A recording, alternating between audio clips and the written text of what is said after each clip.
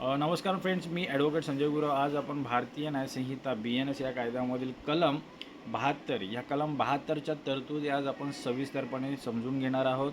तर भारतीय न्यायसंहिता BNS या कायद्यामधील कलम 72 हे जुन्या भारतीय दंडसंहिता म्हणजेच IPC कायद्यामधील कलम 145शी संबंधित आहे. हे कलम सार्वजनिक शांततेविरुद्धचे गुन्हे या अध्यायाअंतर्गत येते. हे मुख्यत्वे बेकायदेशीर जमावाला विखुरण्याचा कायदेशीर आदेश दिलेला असतानाही जाणीवपूर्वक त्या जमावात सामील होणे किंवा तिथेच रेंगाळणे या कृत्याला प्रतिबंधित करते. कलमाचे नाव काय आहे? बेकायदेशीर जमाव विखुरण्याचा आदेश दिला गेला आहे हे माहीत असूनही त्यात सामील होणे किंवा रेंगाळणे. कलमाची व्याख्या कशी आहे? जो कोणी एखादा बेकायदेशीर जमाव अनलॉफुल असेंब्ली विखुरण्याचा विखुरण्याचा कायदेशीर आदेश दिला गेला आहे हे माहीत असूनही अशा जमावात सामील होईल किंवा त्यात तसाच पुढे चालू राहील, रेंगाळत राहील, तर त्याला कोणत्याही एका वर्णनाच्या कारावासाची शिक्षा ज्याची मुदत 2 वर्षापर्यंत असू शकते किंवा दंड किंवा दोन्ही शिक्षा दिल्या जातील.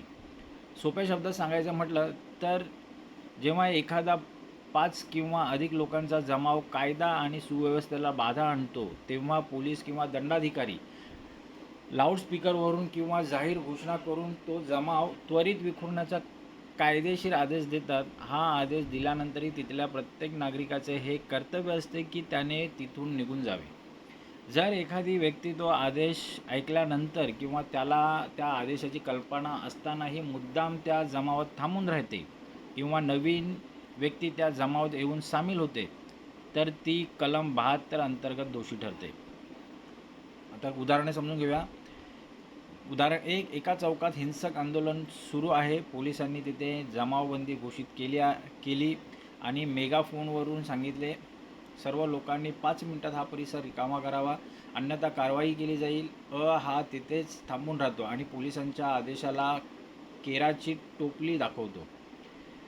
ने स्वतः कोणतीही दगडफेक केली नसली तरी केवळ विखुरण्याच्या आदेशानंतर जमावात थांबल्यामुळे तो दोषी आहे. उदाहरण 2. एका हिंसक जमावाला विखुरण्याचा आदेश पोलीस देत आहेत. हे लांबून दिसत असतानाही हा कुतूहलापोटी किंवा आंदोलकांना पाठिंबा देण्यासाठी मुद्दाम त्या जमावाच्या आत जाऊन उभा राहतो. ला या कलमांतर्गत अटक केली जाऊ शकते. आता हे कलम का बरं अस्तित्वात आलेलं आहे? जेव्हा एखादा जमाव हिंसक किंवा बेकायदेशीर बनतो तेव्हा पोलिसांना परिस्थिती नियंत्रणात आणण्यासाठी बळाचा वापर करावा लागू शकतो. जर सामान्य लोक किंवा आंदोलक आदेश देऊनही तिथेच थांबून राहिले तर परिस्थिती अधिक चिघळू शकते. पोलिसांना कायदा व सुव्यवस्था राखण्यासाठी कायदेशीर बळ देणे आणि जमावाला गंभीर हिंसाचार करण्यापासून आधीच परावृत्त करणे हा या कलमाचा मूळ हेतू आहे. आता कलमाचे महत्त्व आणि उद्दिष्ट काय? प्रशासकीय आदेशाचा आदर, कायद्याने नियुक्त केलेल्या अधिकाऱ्यांच्या आदेशांचे पालन करणे, सक्तीचे बनवणे, हिंसेला प्रतिबंध, जमाव विखुरल्यास संभाव्य दंगल, मालमत्तेचे नुकसान किंवा जीवितहानी टळते, प्रेक्षकांना व आंदोलकांना वेगळे करणे, निष्पाप लोकांना किंवा केवळ गर्दी पाहणाऱ्यांना तिथून बाजूला होण्याची कायदेशीर चेतावणी देणे. लॅटिन मॅक्झिम कोणते ह्या कलमासंबंधित? ते हे कलम मुख्यत्वे खालील कायदेशीर तत्वांवर काम करते. सॅलेस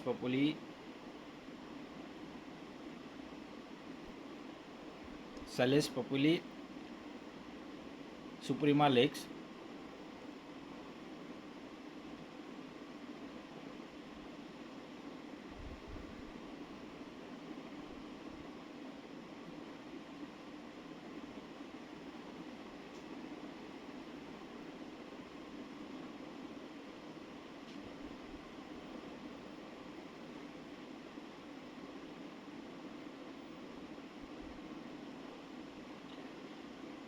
जे उदाहरणं काय आपण पाहिली होते. तर एका चौकात हिंसक आंदोलन सुरू आहे. पोलिसांनी तिथे जमावबंदी जाहीर केली. लाऊडस्पीकरवरून घोषित केले की हा जमाव बेकायदेशीर आहे, सर्वांनी 5 मिनिटात आपापल्या घरी जावे.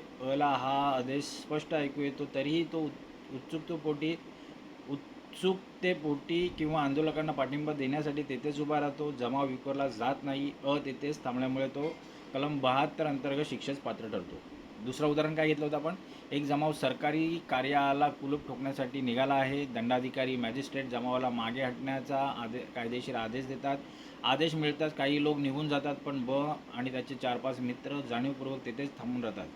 येथे ब ने आदेशांचे उल्लंघन केल्यामुळे त्याच्यावर कलम 72 अंतर्गत शिक्षा होऊ शकते. कलम का अस्तित्वात आले? जेव्हा एखादा जमाव किंवा हिंसक होऊ लागतो तेव्हा पोलिसांना परिस्थिती नियंत्रणात आणण्यासाठी बळाचा वापर करावा लागतो. अशावेळी जे लोक निष्पाप आहेत किंवा केवळ गर्दीचा भाग आहेत त्यांना तेथून निघून जाण्याची एक कायदेशीर संधी फेअर वॉर्निंग देणे आवश्यक असते. ही चेतावणी दिल्यानंतरही जे लोक जागेवरून हलत नाहीत याचा अर्थ असा होतो की त्यांचा हेतू प्रशासनाला सहकार्य करण्याचा नाही, तर बेकायदेशीर कृत्याला पाठिंबा देण्याचा आहे. अशा व्यक्तींना वेगळे काढून त्यांच्यावर कारवाई करण्यासाठी हे कलम अस्तित्वात आलेले आहे. कलमाचे उद्दिष्ट काय? परिस्थिती चिघळण्यापासून रोखणे, जमावाला वेळीच पांगून मोठ्या दंगली किंवा मालमत्तेचे नुकसान टाळणे, तसेच कायदेशीर आदेशांचा आदर राखणे, सक्षम अधिकाऱ्यांनी दिलेल्या सार्वजनिक हिताच्या आदेशांची अंमलबजावणी करणे, दोषी आणि निष्पाप यांमधील फरक स्पष्ट करणे, चेतावणी देऊनही न हटणाऱ्या व्यक्तींना जाणीवपूर्वक कायदा मोडणारे विलफुल डिफायर्स मानले जाते. लॅटिन मॅक्झिम कोणती या कलमासंबंधात? तर सॅलियस पॉप्युली सुप्रेमा लेक्स, लोकांची सुरक्षा हा सर्वोच्च कायदा आहे. सार्वजनिक शांतता धोक्यात आल्यास वैयक्तिक फिरण्याच्या स्वातंत्र्यावर मर्यादा आणण्याचा अधिकार प्रशासनाला मिळतो. दुसरी लॅटिन मॅक्झिम आहे इग्नोरेन्शिया फॅक्टो एक्झुक्सॅट इग्नोरेन्शिया ज्युरिस नॉन एक्झुसॅट. ह्या मॅक्झिमचा अर्थ असा आहे की तथ्याचे अज्ञान क्षम्य आहे. तथ्याचे अज्ञान क्षम्य आहे, पण कायद्याचे अज्ञान क्षम्य नाही आहे. येथे आरोपीला हे माहीत असणे आवश्यक आहे की विखुरण्याचा आदेश दिला गेला आहे. नॉलेज ऑफ फॅक्ट आरोपीला माहिती आहे. जर त्याला आदेश ऐकूच आला नसेल तर त्याला तथ्याच्या अज्ञानाचा फायदा मिळू शकतो. कलमांचे उल्लंघन, शिक्षा आणि उपाय काय आहेत? उल्लंघन होण्यासाठी आवश्यक अटी कोणत्या आहेत? तर जमाव मुळात बेकायदेशीर जमाव असावा. BNS 189 अंतर्गत 189 अंतर्गत तो बेकायदेशीर असावा. जमाव विसर्जित करण्याचा कायदेशीर आदेश दिला गेला असावा. आरोपीला त्या आदेशाची पूर्ण कल्पना माहिती असावी. माहिती असूनही तो जमावात सामील झाला किंवा तिथेच राहिला तर ह्या कलमाचे उल्लंघन होते. शिक्षा काय आहे ह्या उल्लंघनासाठी, व्हायोलेशनसाठी? तर 2 वर्षापर्यंत कारावास, साधा किंवा कडक किंवा दंड किंवा दोन्हीही शिक्षा होऊ शकतात. कायदेशीर स्वरूप कसं आहे? हा गुन्हा दखलपात्र आहे, कॉग्निझेबल आहे, पोलीस वॉरंटशिवाय अटक करू शकतात, जामीनपात्र आहे, बेलेबल आहे आणि कोणत्याही मॅजिस्ट्रेट समोर सुनावणी योग्य आहे. न्यायालयीन प्रकरणे आणि निर्णय. या कलमाच्या संदर्भातील न्यायालयीन खटल्यांमध्ये प्रामुख्याने 2 प्रश्न महत्त्वाचे असतात. खटल्याचा प्रश्न काय होता की जमाव विखुरण्याचा आदेश कायदेशीररित्या दिला गेला होता का आणि तो उपस्थित लोकांपर्यंत पोहोचला होता का? त्या न्यायालयांचा कल होता की न्यायालयांनी अनेक निर्णयात, उदाहरणार्थ जुन्या IPCचे 145च्या खटल्यांमध्ये स्पष्ट केले आहे की जर पोलिसांनी अत्यंत गुपचूप किंवा दूरवर आदेश दिला असेल जो गर्दीतील लोकांपर्यंत पोहोचू शकला नाही तर थेट या कलमाचा वापर करता येणार नाही. अभियोग पक्षाला, प्रोसिक्युशनला हे सिद्ध करावे लागते की आरोपीला आदेशाची जाणीव होती आणि तरीही त्याने अवज्ञा केली. आता ह्या कलमासंबंधित सांविधानिक कलमे आणि इतर कायदे कोणते आहेत? भारतीय संविधान अनुच्छेद 19(1)(ब) आणि 19(3) शांततापूर्व एकत्र जमण्याचा अधिकार नागरिकांना आहे, परंतु सार्वजनिक सुव्यवस्था पब्लिक ऑर्डर राखण्यासाठी राज्य सरकार या अधिकारांवर वाजवी प्रतिबंध रिझनेबल रिस्ट्रिक्शन्स घालू शकते. कलम 72 हे अशाच प्रतिबंधाचा भाग आहे. पुढचा कायदा आहे भारतीय नागरिक सुरक्षा संहिता BNSS कलम 148. जुने CRPC 129 होते. हा कायदा पोलीस किंवा मॅजिस्ट्रेटला बेकायदेशीर जमाव पांगवण्यासाठी नागरी बळाचा सिव्हिल फोर्स वापर करण्याचा अधिकार देतो. कलमाची समीक्षा कशी होते? तर हे कलम पोलिसांना कायदा सुव्यवस्था राखण्यासाठी आवश्यक ती शिस्त निर्माण करण्यास मदत करते, मात्र अनेकदा शांततापूर्व आणि लोकशाही मार्गाने चालणाऱ्या आंदोलनांना दडपण्यासाठी देखील या कलमाचा गैरवापर होण्याची शक्यता असते. जर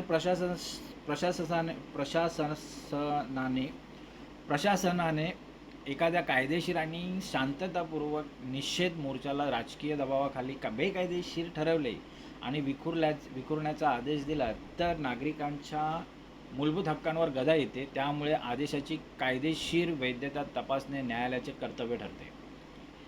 तर ह्या कलमाचा निष्कर्ष कसा काढता येईल, कन्क्लुजन कसा काढता येईल, तर भारतीय न्यायसंहिता कायद्याचे कलम 72 हे स्पष्ट संदेश देते की स्वातंत्र्याचा अधिकार हा अनिर्बंध आहे नाही. स्वातंत्र्याचा अधिकार हा काय अनिर्बंध नाही. जेव्हा सार्वजनिक सुरक्षा धोक्यात येते आणि कायद्याचे रक्षक जमाव पांगवण्याचा आदेश देतात तेव्हा त्या आदेशाचे पालन करणे प्रत्येक नागरिकाचे कर्तव्य असते. आदेशानंतरही बेकायदेशीर गर्दीचा हिस्सा बनून राहणे हे गुन्हेगारी मानसिकतेचे लक्षण मानले जाते आणि कायदा त्याला 2 वर्षांपर्यंतच्या कारावासाची शिक्षा ठोठावू शकतो. तर मित्रांनो, आज आपण भारतीय न्यायसंहितातील कलम 72 या 72 कलमाच्या तरतुदी, आज प्रोव्हिजन्स आपण चांगल्या प्रकारे समजून घेतलेले आहेत. हे कलम अधिक चांगल्या प्रकारे समजून घेण्यासाठी हा व्हिडिओ तुम्ही वारंवार पहा, जेणेकरून या कलमाच्या तरतुदी तुम्हाला अधिक चांगल्या प्रकारे समजतील.